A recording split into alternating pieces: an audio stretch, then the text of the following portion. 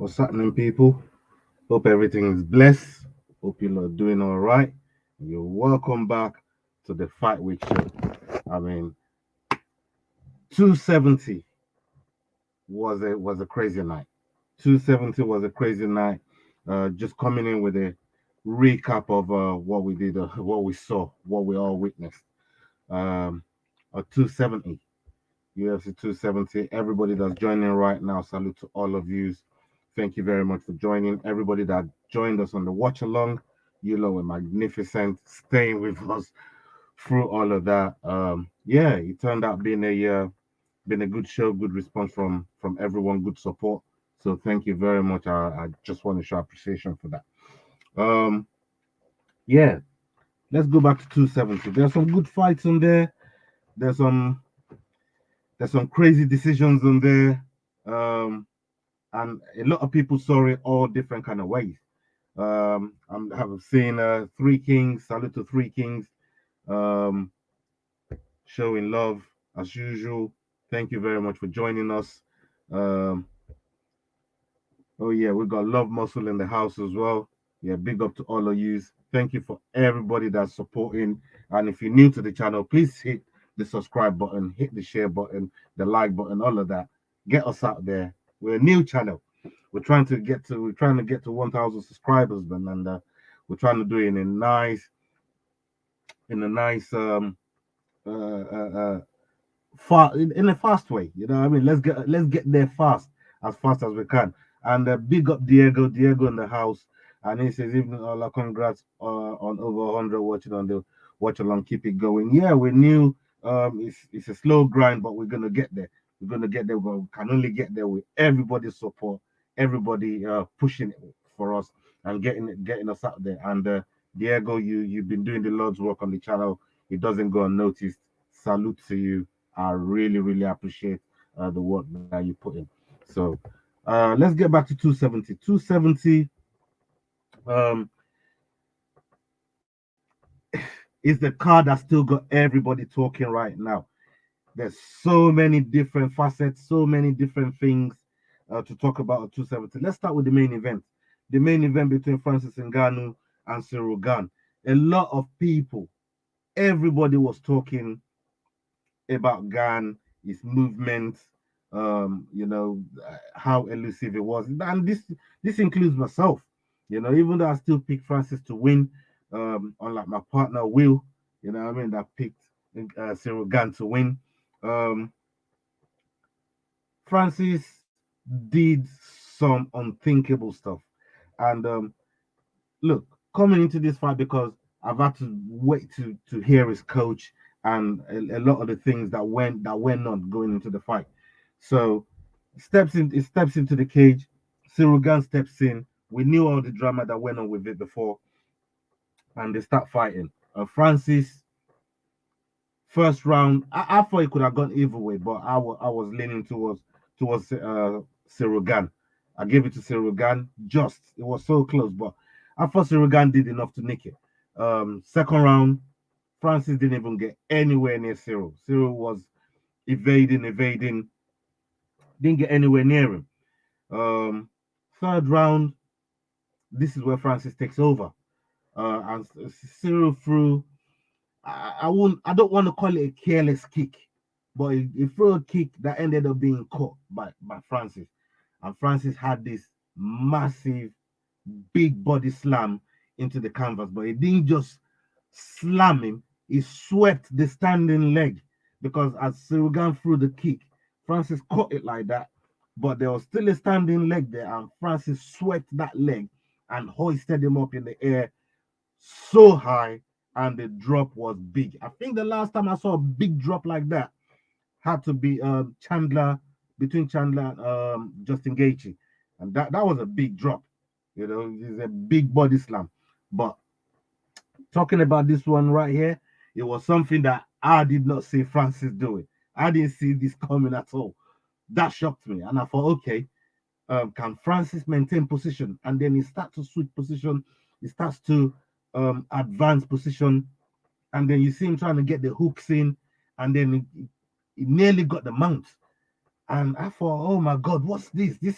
This is something I ain't seen before. I wasn't expecting none of this.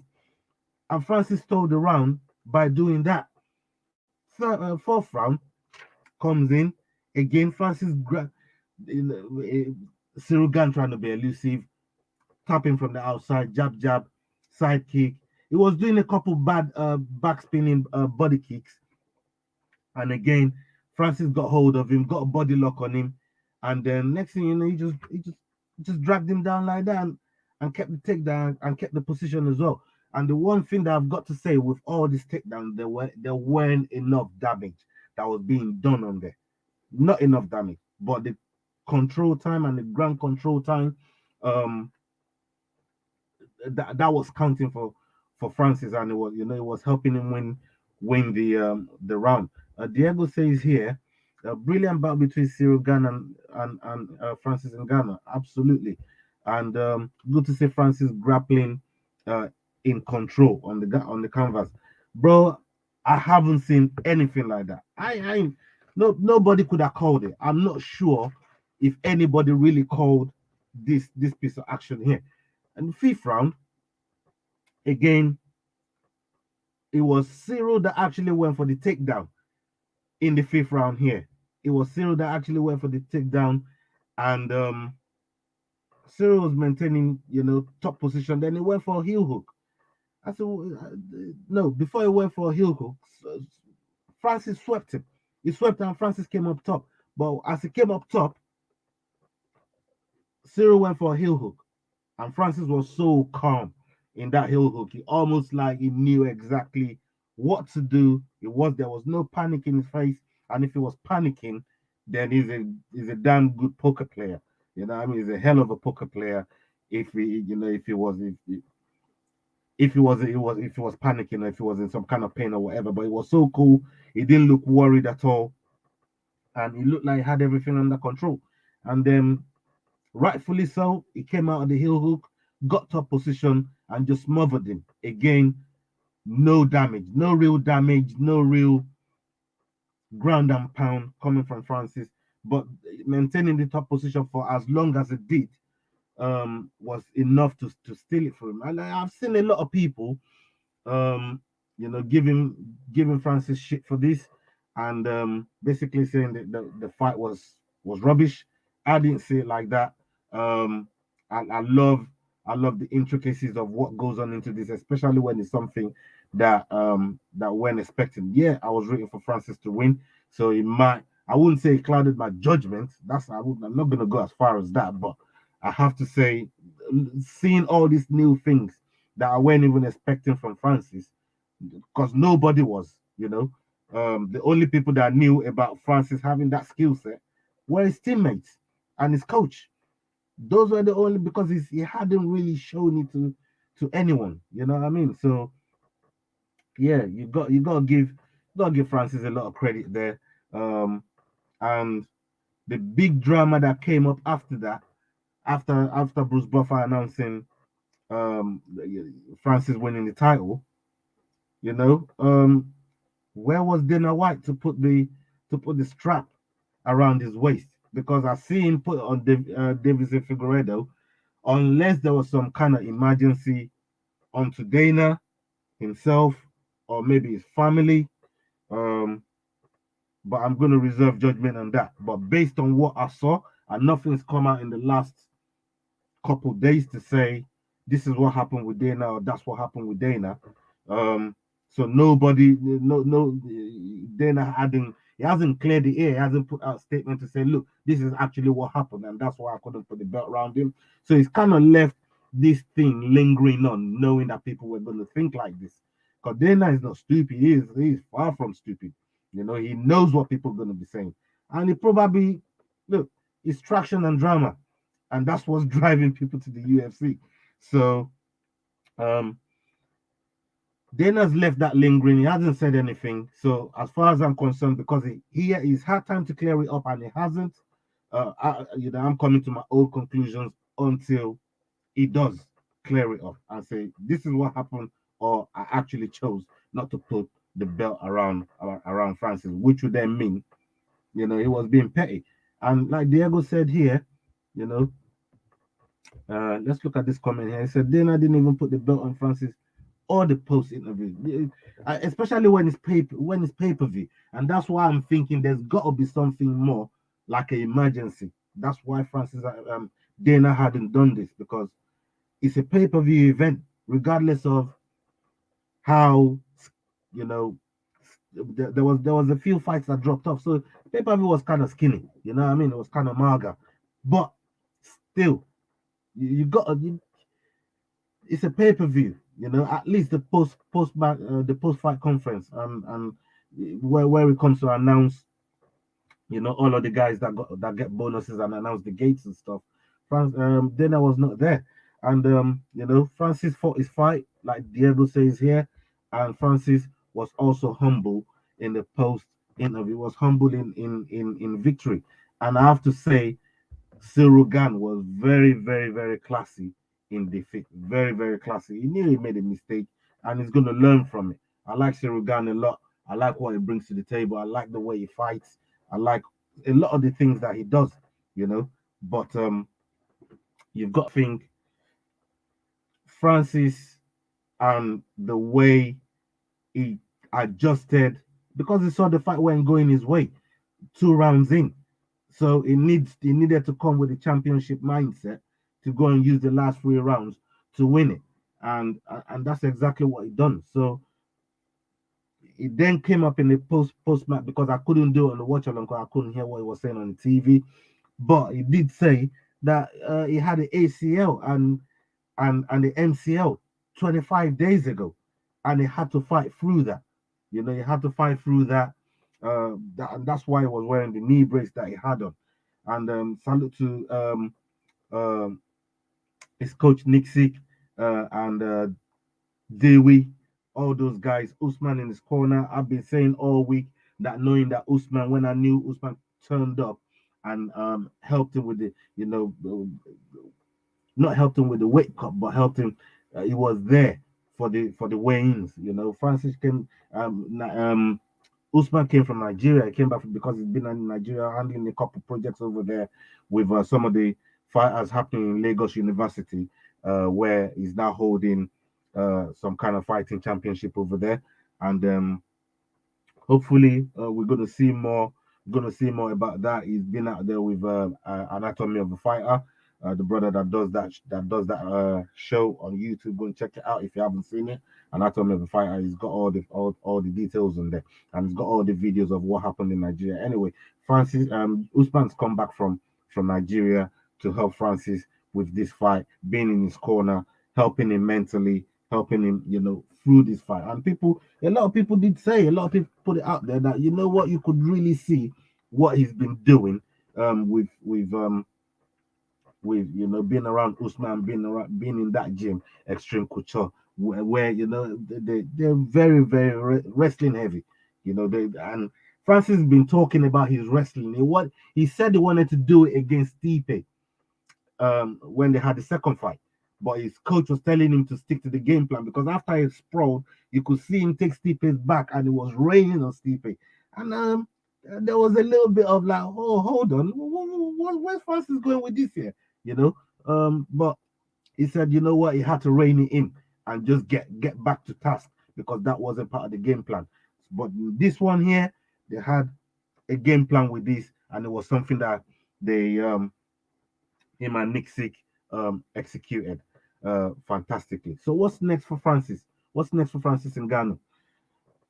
I think Francis is in a situation here with the UFC. First, he's got to go and get healthy. Is the ACL and MCL grade 3, he said. So, that's a significant problem with Francis. So he's got to go and get healthy, get the surgery, get it done, and see what's next for him. And for me, I'm looking at either a Miocic rematch because they're 1-1. I think he's more deserving, but Francis wants the John Jones fight. He wants the John Jones fight, you know. But the situation is in with the UFC at the moment. Will they give him the John Jones fight? That's the problem we have here. Are they going to give him the John Jones fight? I'm not sure if they're going to do that, because they don't want to pay the money that John Jones was asking for initially. So we're back to square one, where why John Jones didn't even fight Francis in the whole of 2021. The whole of 2021 was there, and Jones didn't even get to fight him, and this was over the money that Jones was asking for and what Francis was asking for. So hopefully UFC is going to come, sit both of them down, meet them in the middle, and try and put this fight together, because I feel like this fight here is so important. Um, it's so important to the people involved, and you know, Francis deserves all the payday he can get, because I think, look, it's time to start showing this brother some respect. That's how I feel. You know what I mean? 3-4 months into winning his title, they will go and make an interim. They're gonna make an interim belt, and for no, it's not like he went saying he went fighting. He was ready to fight Jones. So going to make an interim belt when he just won the title, what, in 3 months in, that's a slap in the face, you know. And on top of that, they didn't just do that. Um, they didn't just do that. They they then they then back Gun. They put everything on Gun. They promoted Gun, and it's this. The way this promotion panned out. It reminded me of It reminded me of Amanda Nunes when she was first fighting Ronda Rousey, and it was Ronda Rousey's comeback, and all the promotion went on Ronda. Not many, you could see they were still backing Ronda, and Amanda hadn't really made a real statement yet, and she came in there and put Ronda away, man, and that was our road to stardom. So hopefully something like this is gonna help those guys in the future. Um, The other says that Francis has completed his quota with the UFC, then he may look to fight elsewhere. He is not a young spring kid. Look, you are absolutely spot on. Because he could be a free agent by the end of this year, and Francis can then go and do what he wants to do. There's something there between him and Tyson Fury. Those two keep going back and forth. So there's like, look, I don't even, I'm not sure, and I'm not going to sit here and say this, that Francis doesn't believe he can win that fight. I don't believe he can win it, but it doesn't mean Francis doesn't believe that, because there's a lot of impossible things that Francis has done over the course of his lifetime, getting himself into the UFC. He ain't even meant to be in the UFC, let alone knocking people the hell out, and on top of that, being the world champion in the most dangerous division there is, in one of the most brutal combat sports on the face of the earth. So to say Francis can't do nothing against Fury, he's got that one punch knockout. At least he's got that. He's got that. You know what I mean? But technically, is it better? Is it better than Tyson? I don't think so. I think Tyson Fury will just teach him a lesson, but the lesson is gonna be worth so much money, and this is the bottom line as far as I'm concerned. I just want him to get paid, even if he loses. I just want him to get paid because he deserves to get paid for all the things that he's been through, getting into this position now, because people in this position now should really be making serious they should be making serious money. And why shouldn't he? He just went and fought for 25 minutes with the MCL and the ACL. I see what happens with football. I'm a football fan, right? And when these footballers get ACL and MCL, they get stretched off the pitch. You don't see, if you're a quick healer, maybe you come back in 8-10 months. This thing takes 12 to 18 months to heal up with footballers. This man just went and fought 25 minutes coming into it after he'd been injured for 25 days. Just think about all of those things that he had to go through to get here.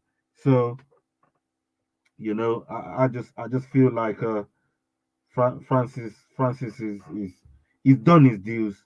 And it deserves all the credit. It deserves every bit of credit, every bit. I'm going to jump onto the co-main event: Brandon Moreno versus Davison Figueredo. So these two, they coming. Um, and look, I didn't care for the press conference. I didn't care for the presser too much. There was a lot of shenanigans going on there. They were over talking each other, all of that stuff. So they were over talking each other, all of that stuff, man. I didn't care for it too tough. But in my eyes, I everybody say Moreno got robbed. I picked Moreno to win the fight, but in my eyes, I felt like I felt like Figueredo won it. A lot of people are saying Moreno got robbed, but here's why.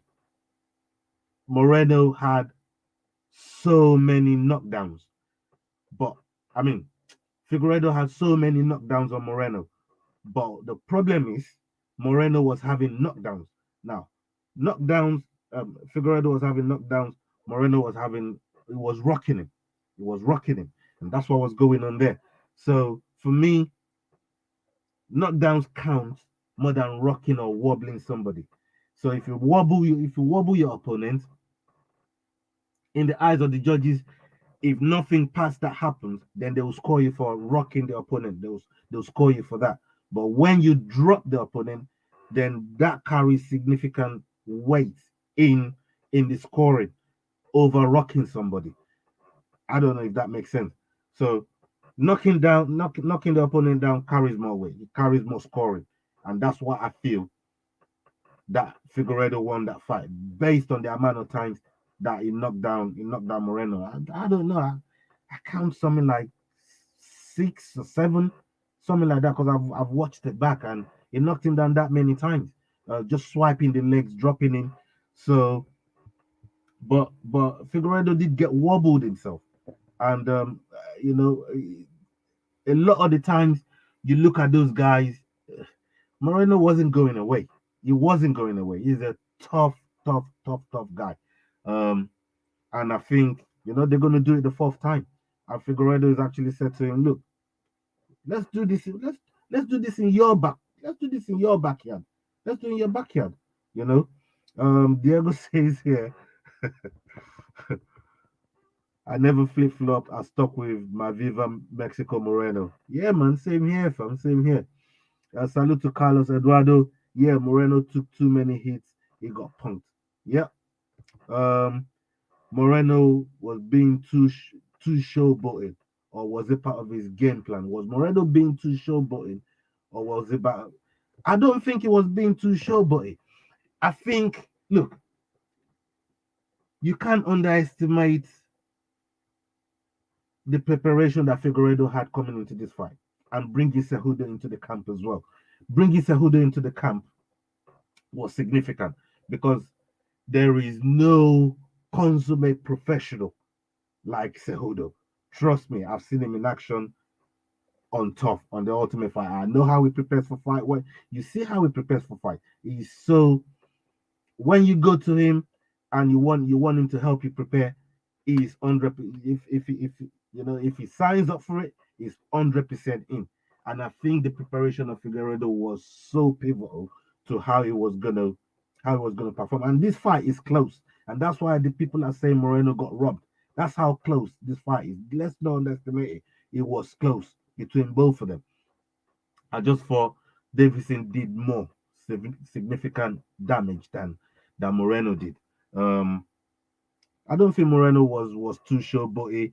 I just thought Figueredo was so much prepared, so well prepared coming into this fight. I thought early part of the week it was already in weight. I felt like it was in weight, or at least close to it. He looked shredded. He didn't look drained like he did in the last fight.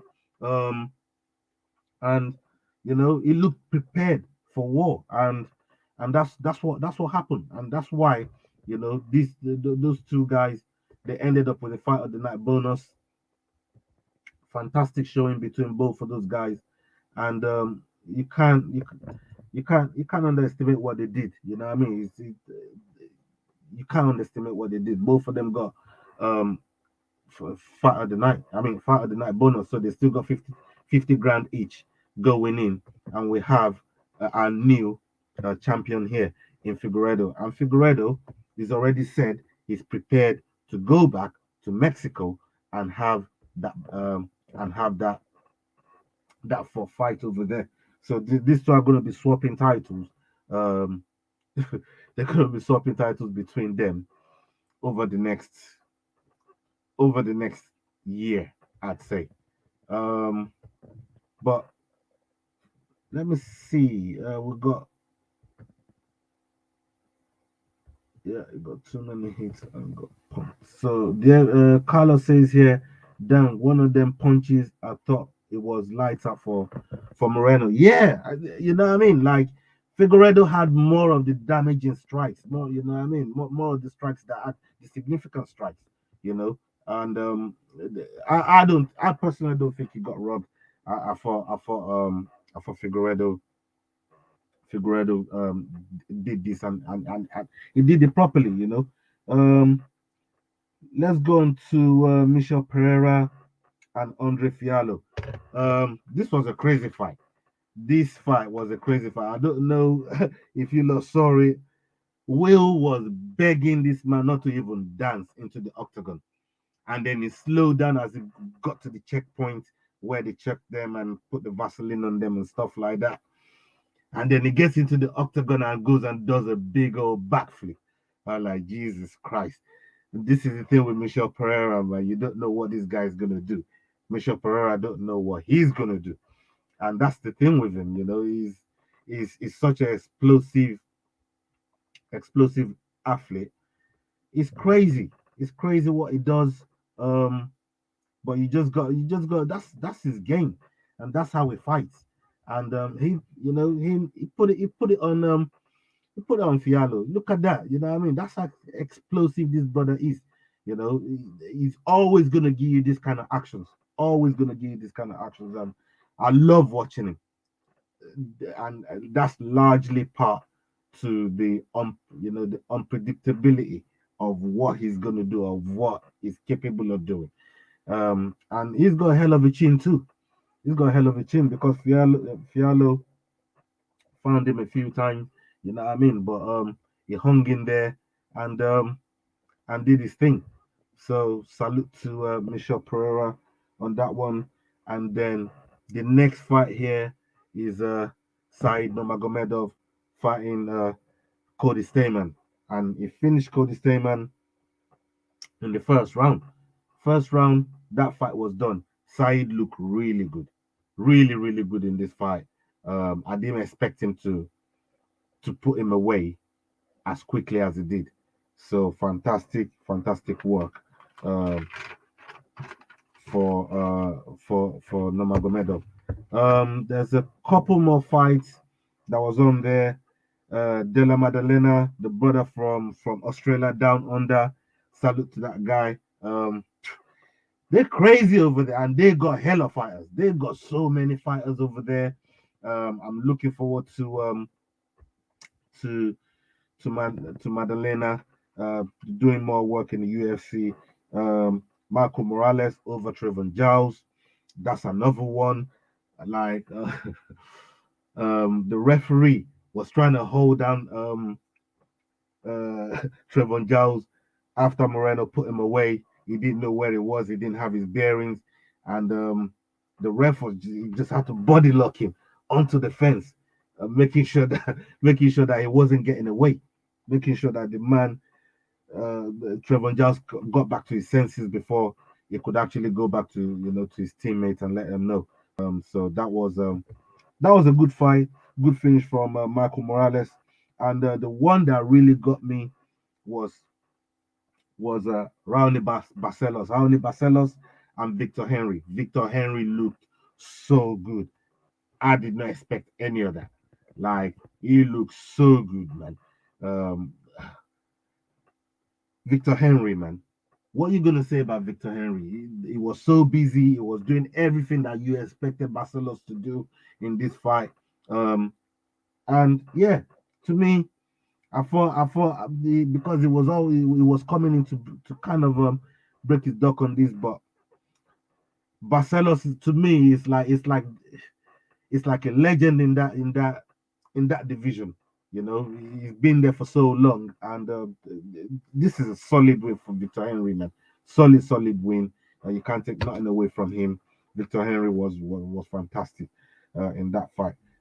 Some of the other fights that went on there, Jasmine Jazuda Vicious, yeah, she won against Kay Hansen. Kay Hansen is Ronda Rousey's prodigy. You know, another one like Edmund Shabazian, but she didn't get Jasmine got her hand raised there.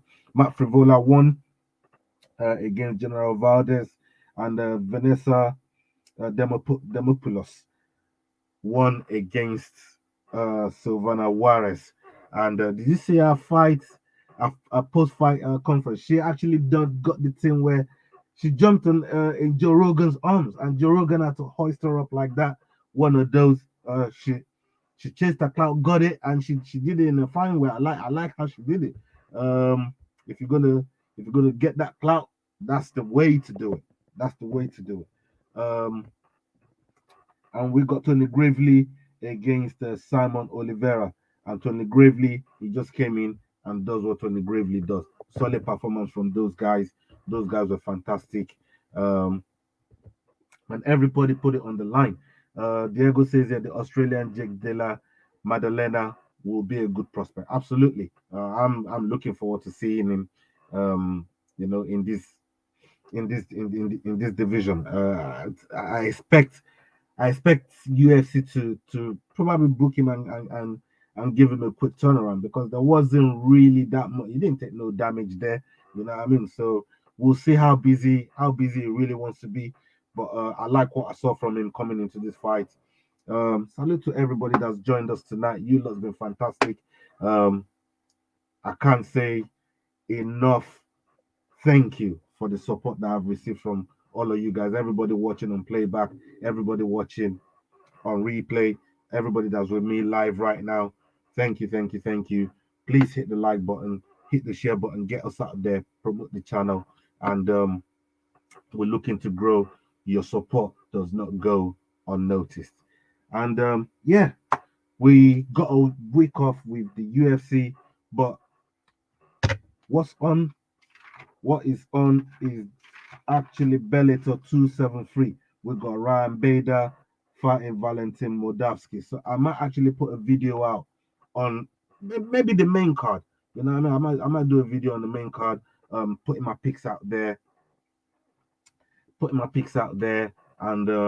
you know, letting you guys you know, put your picks up as well, so we can put it up on the screen and put it up in the comments. So you know, that's the way we interact. You know, we agree on some stuff, we disagree on some stuff, we get hustled on some stuff, you hustle man on some stuff. And congratulations to Dante for beating me again for the fifth time in a row on Topology. This man just keeps taking my £10 every week. But salute to Dante, man, big up to him. Will, I remember reminding you about the I remember reminding you about the Moreno fight. I lost my £10 fight, my £10 bet to Will on Moreno as well. So that's £20 this fight week is cost me. But hey, sometimes I win, sometimes I don't. You know what I mean? You win some, you lose some. But thank you to everybody that's been with us tonight, and everybody that's watching on replay. Salute to all of you guys. And then on to the next video. Salute.